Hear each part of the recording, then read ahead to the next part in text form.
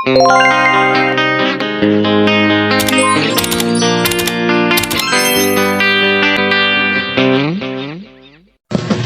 mga person! In this video, may i-share na naman po ako sa inyo at may ituturo po ako sa inyo. Wow! Bago pang lahat, welcome to my vlog. It's me, Ate Cons. Ay, huwag po akong kalimutang i-follow sa aking TikTok.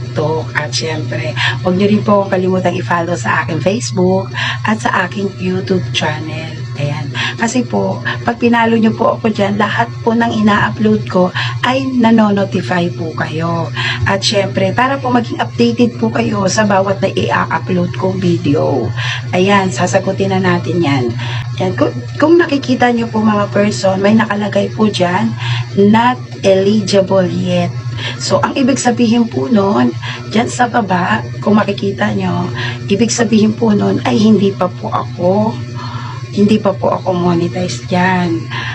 Ang kailangan po natin gawin para ma-monetize po tayo dyan ay magpapansin kay Meta. So, mag-upload ng video.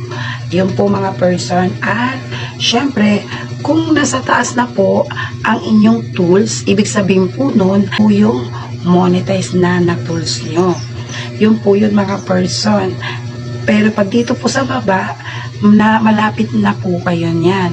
May tools na po kayong ganyan, ads on reel bonuses, subscription.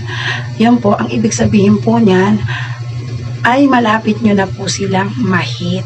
Kaso, kailangan dagdagan pa po natin ng sipag at magpapansin kay Meta. Yung po yung magiging technique natin para na maabot natin yang nasa baba at maiakyat at maiangat po natin sa taas. Yun mga person, lilinawin ko lang po ulit ha. Pag nasa baba po, ay yun po yung not eligible yet. Hindi pa po kayo monetize. Malapit pa lang po kayo mamonetize niyan. So, para mamonetize kayo, magpapansin po kayo kay Meta. Ngayon, pag yung nasa taas po na tools, yun po yung ibig sabihin po nun, yun pa lang po ang monetize sa tools ninyo. Tulad ko. So, yun pa lang manamonetize sa tools ko. Yung dalawang tools pa lang.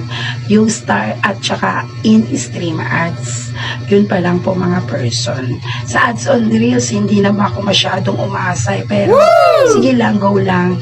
Kasi sa akin, in-stream ads, sapat na. Kumbaga, sapat na sa akin yun. Ayan mga person. So, ngayon, na-share ko na po sa inyo yung ibig sabihin po ng tools na yan. Ayan, yan po. Na-share ko na po sa inyo.